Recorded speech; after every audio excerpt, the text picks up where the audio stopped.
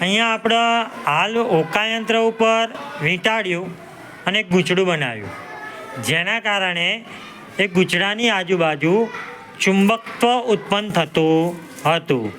હવે આપણે ચુંબક બનાવીશું અને વિદ્યુત ચુંબક બનાવીશું.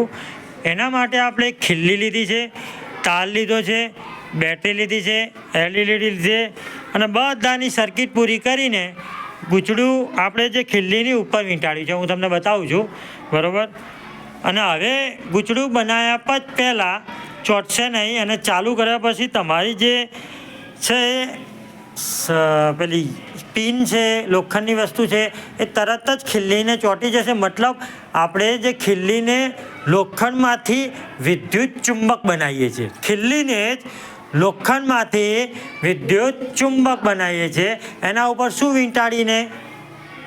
તાર વીંટાળીને. તો જો છોકરાઓ પહેલાં આ બાજુ આવી જાઓ, થોડી જગ્યા ઓછી છે, પછી છોકરીને બોલાવું. તો અત્યારે હાલ આની ઉપર શું વીંટાળ્યું છે? તાર.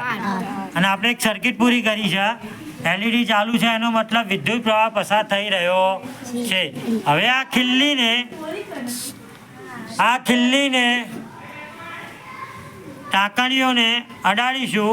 ટાંકણીઓ ઉચકાય છે કે નથી ઉચકાતી એ જોવાનું છે છોકરાઓ. ચલો અડાડો. શું થયું? ઊંચું કર, હજુ વાંધો નહીં, થોડું. શું થયું?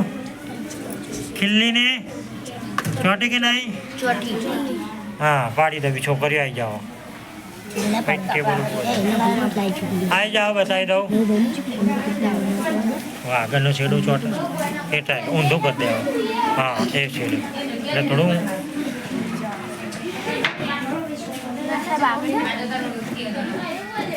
ચલો જો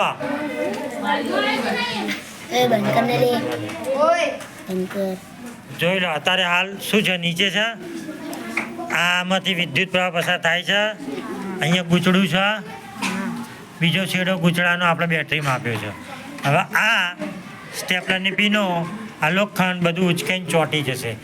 ખીલ્લીને આપણે વિદ્યુત ચુંબક બનાવી છે, લોખંડમાંથી ચુંબક. જો